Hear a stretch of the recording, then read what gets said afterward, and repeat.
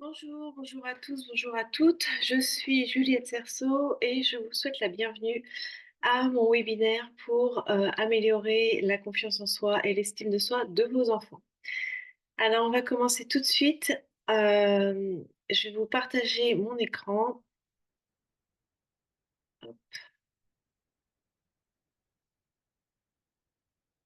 Voilà, donc nous sommes ensemble pour entre 20 et 30 minutes à peu près.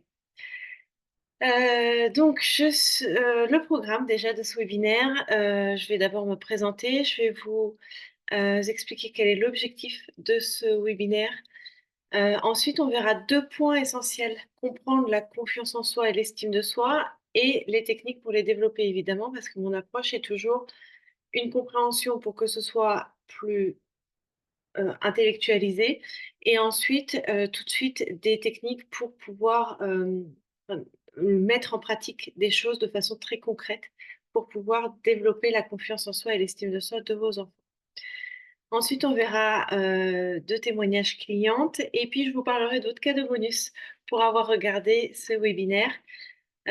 Ensuite, il y aura vos questions. Alors là, comme je suis en train d'enregistrer, seule ce webinaire parce que j'ai un petit bug avec la plateforme, je serai disponible par mail ou par téléphone pour répondre à toutes vos questions.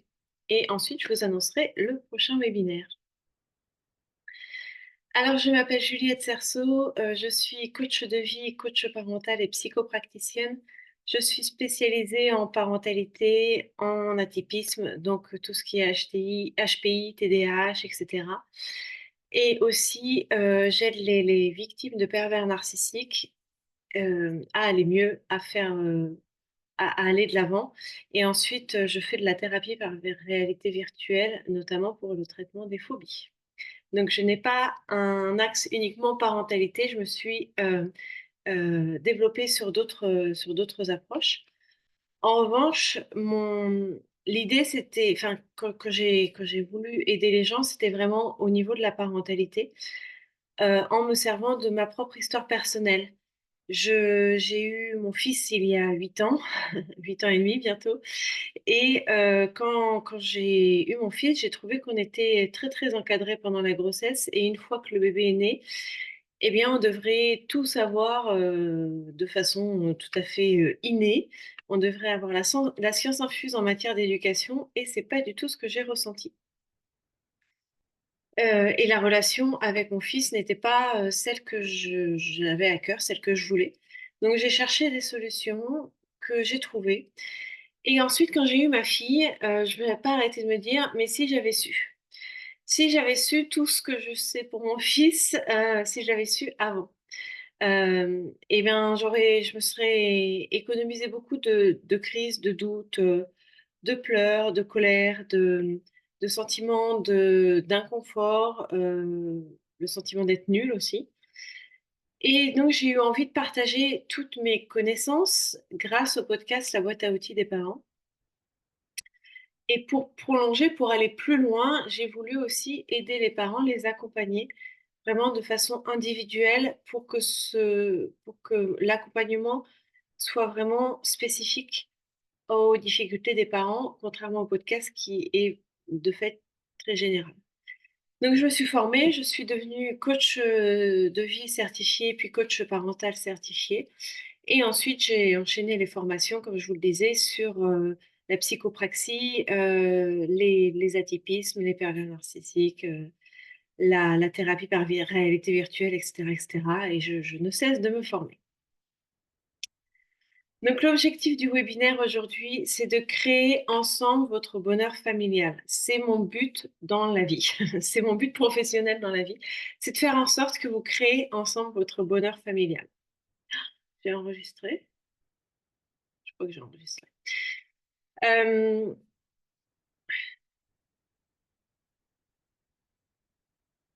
je vais quand même vérifier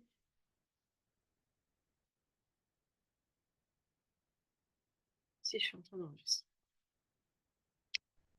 J'ai eu un gros doute. Désolée pour ça. Non, je partage pas mon écran. Je partage ça. Voilà. OK. Et aujourd'hui, Et aujourd'hui, comment je fais ça? Comment je vous aide à créer votre bonheur familial? Eh bien, c'est en aidant votre enfant à développer sa confiance en soi et son estime de soi, qui sont 2 choses primordiales pour le développement de la personnalité de votre enfant et qui va, sans aucun doute, participer à l'épanouissement et au fait d'être heureux, quand votre enfant, bah, sera enfant et quand il sera adulte aussi. Donc la première partie, ça sera comprendre l'estime de soi et la confiance en soi.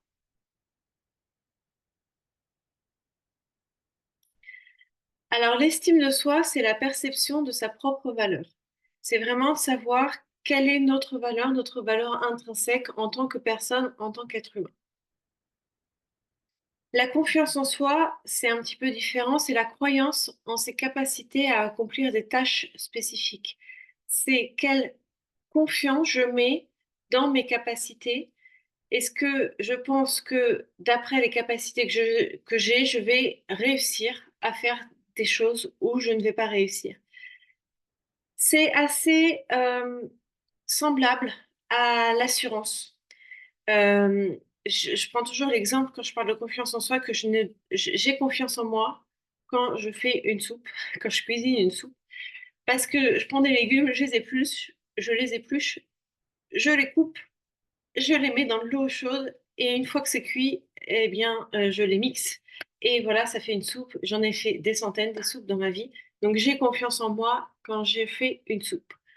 En revanche, je n'ai pas confiance en moi quand je fais, bah, des choses que je n'ai pas l'habitude de faire.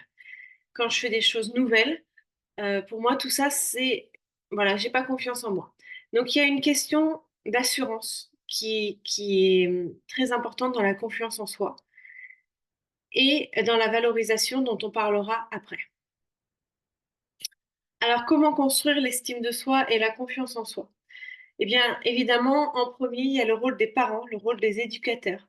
Ça, c'est vraiment très important d'avoir des figures de référence, des figures parentales qui sont conscientes de, la valeur de leurs enfants et qui donnent confiance, en leurs enfants. On verra un peu plus tard comment.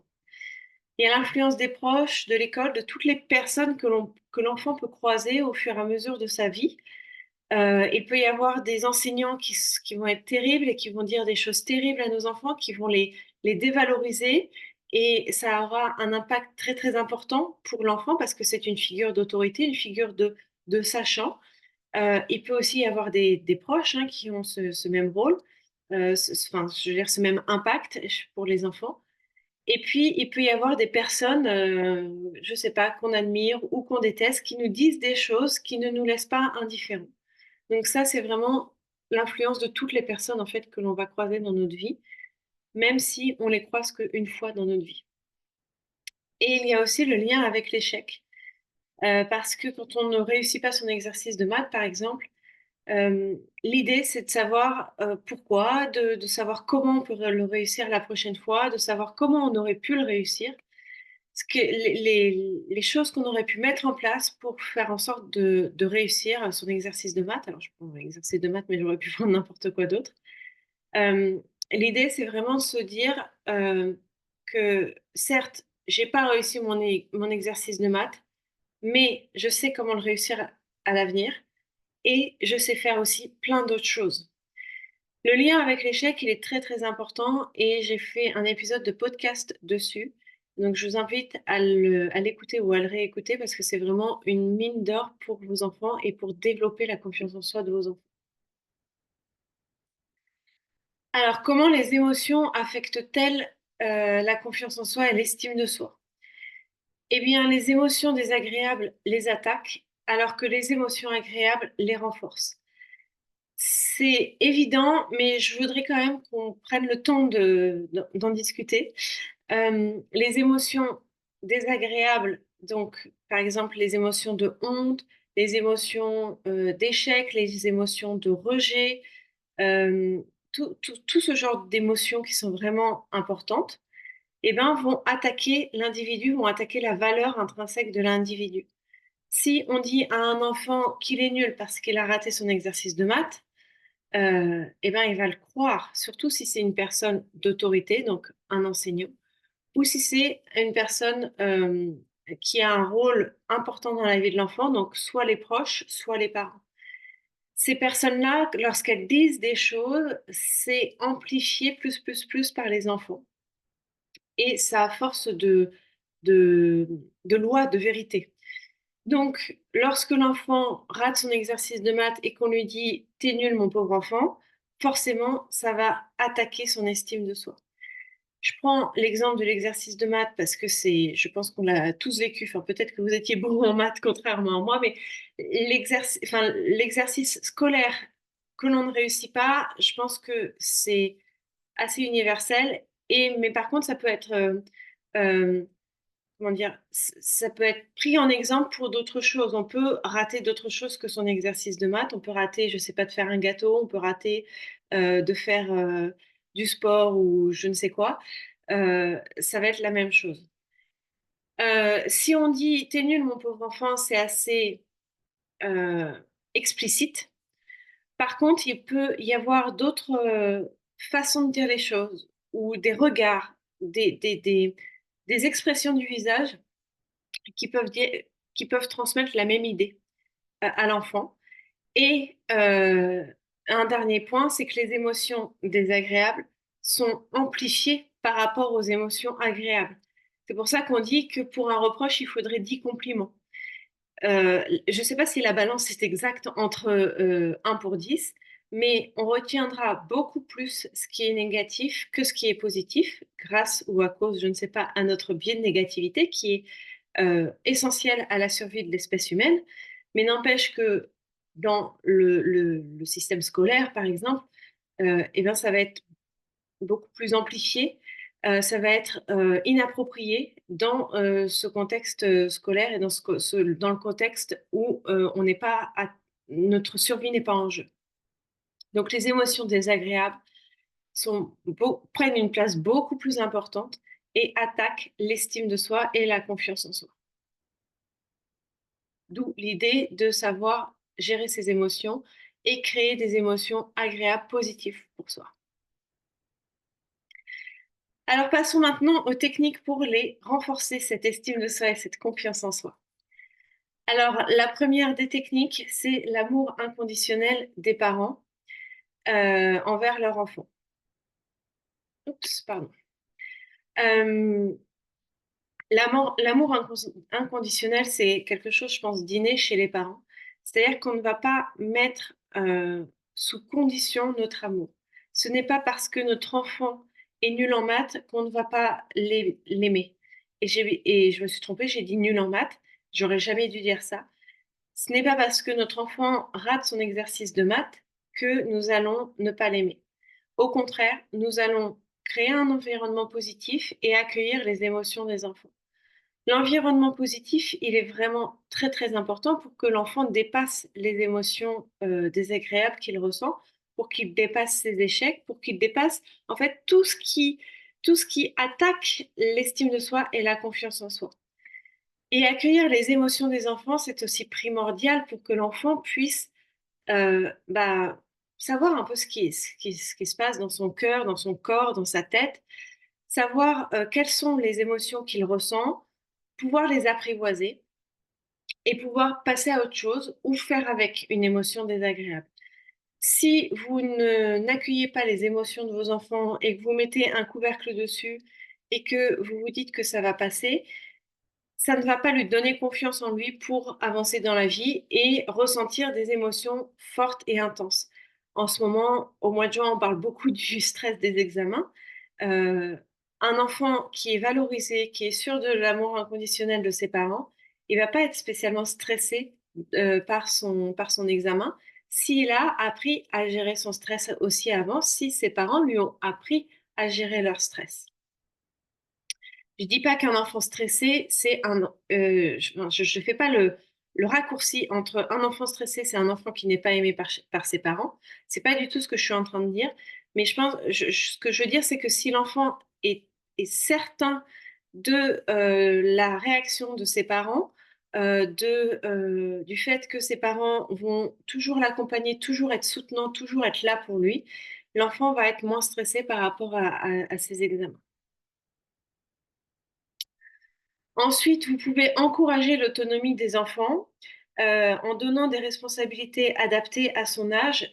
Donc là, on voit l'exemple d'un petit enfant qui apprend à fermer ses boutons.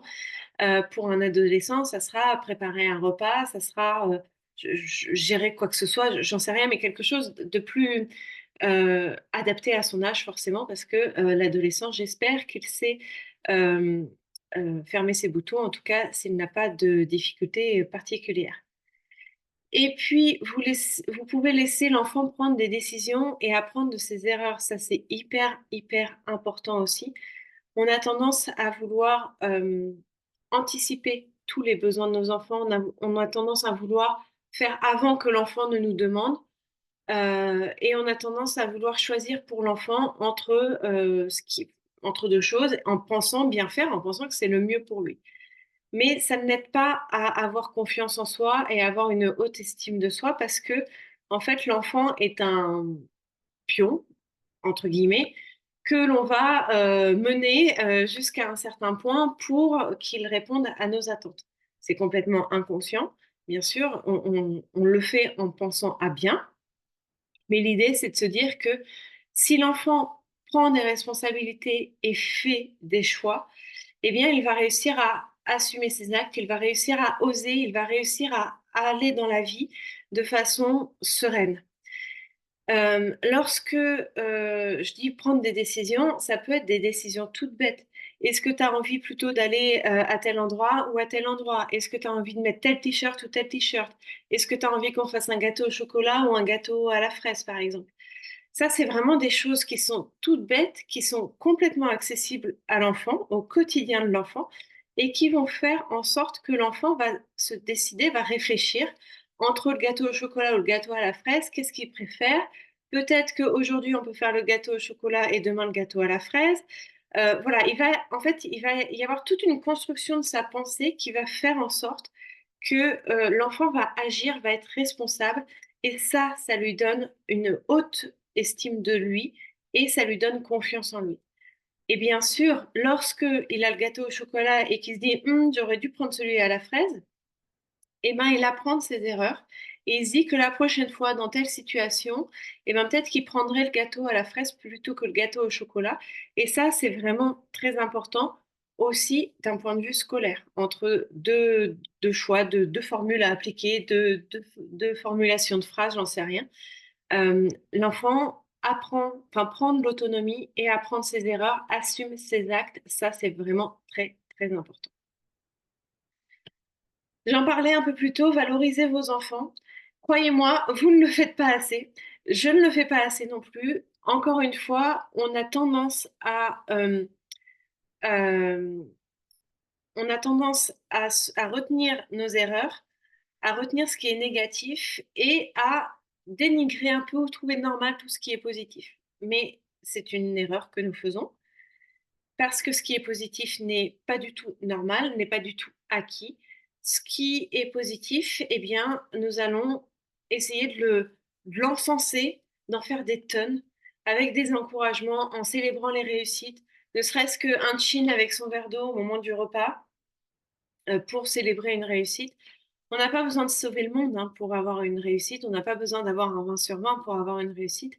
Si, je sais pas, on est à l'heure à un rendez-vous, si on a rangé sa chambre, si on a je ne sais pas quoi, ça peut être une réussite et je pense que c'est très, très important pour les enfants,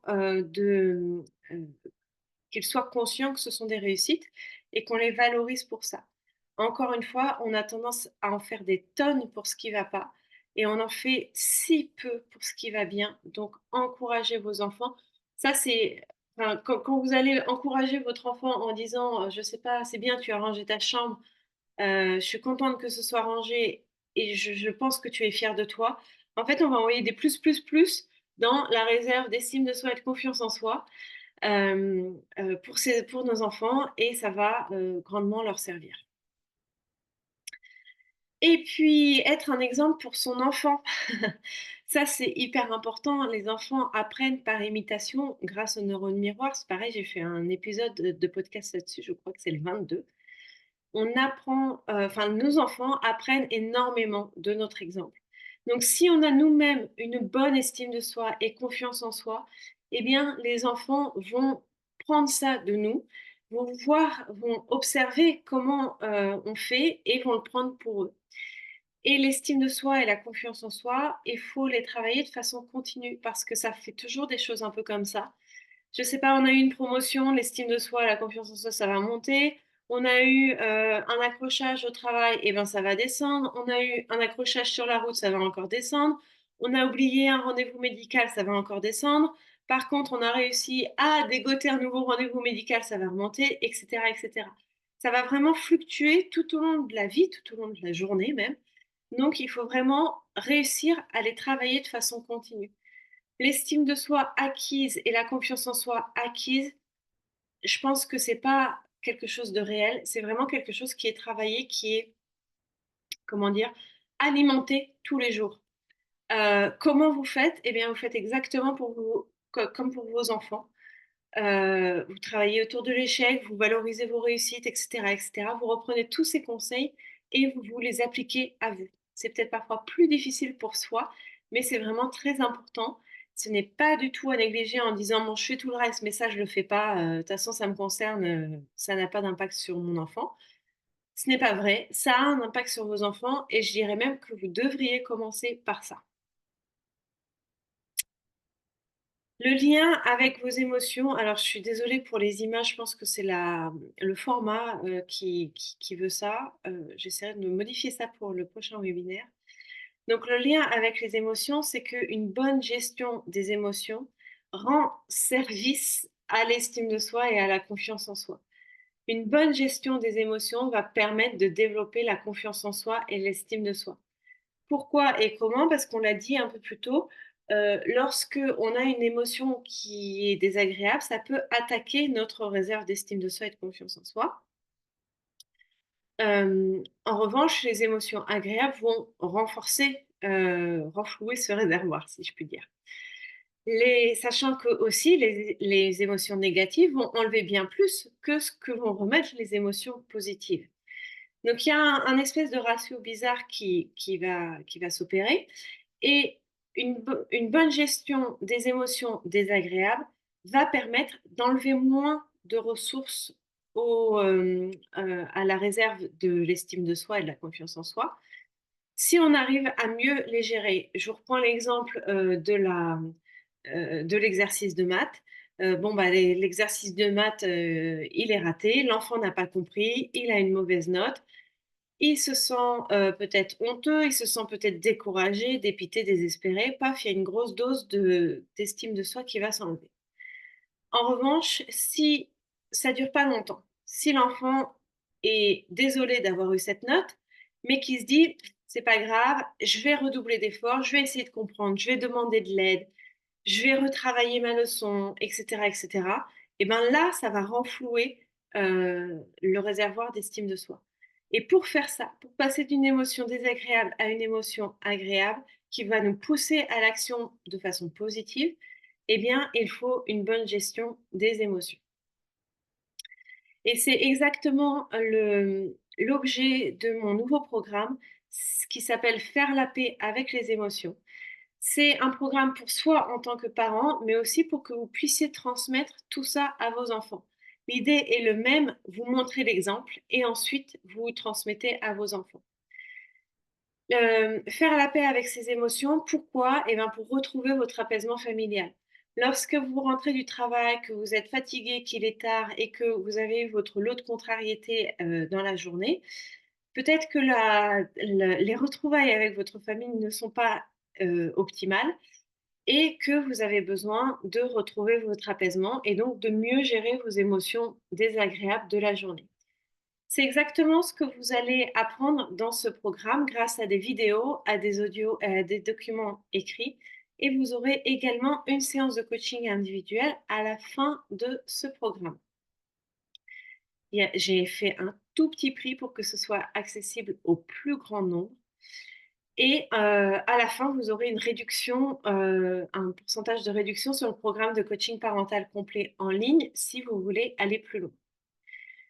Le petit prix, c'est seulement 25 € en précommande. Donc vous allez voir, une image un peu comme ça, enfin c'est un déroulé comme ça. J'ai pris juste un extrait d'une vidéo, dans la dans enfin un ex une photo on va dire de la vidéo et vous voyez qu'en dessous vous pouvez, télécharger les outils. Donc c'est des documents écrits qui vont vous permettre de vous exercer. Les vidéos, il y en a plusieurs et elles durent à peu près 45 minutes en tout. L'idée c'est que vous puissiez les regarder, bah, plus, si vous avez besoin et puis vous pouvez vous exercer grâce aux documents, écrits que je vous invite à télécharger. Donc il faut prévoir un peu plus de temps que ces 45 minutes, je dirais quelque chose comme 1 heure et demie, 2 heures et en plus, il y aura la séance de coaching d'1 heure et demie à la fin. Donc c'est quelque chose d'assez, complet et encore une fois, un tout petit prix, donc 25 € en précommande et du coup, je vous donnerai le lien pour que vous puissiez, faire la précommande. Le programme sera disponible le 1er juillet, histoire de bien commencer les vacances et la grande période pendant laquelle vous allez vous retrouver avec vos enfants pendant longtemps et où peut-être les émotions seront un peu plus difficiles à gérer. Le prochain webinaire aura lieu le 2 juillet à 13 h et le thème sera gérer les conflits familiaux de manière constructive et pacifique. Je vous remercie pour votre attention. Vraiment, les photos, ça va pas. J'essaie d'arrêter le partage. Voilà.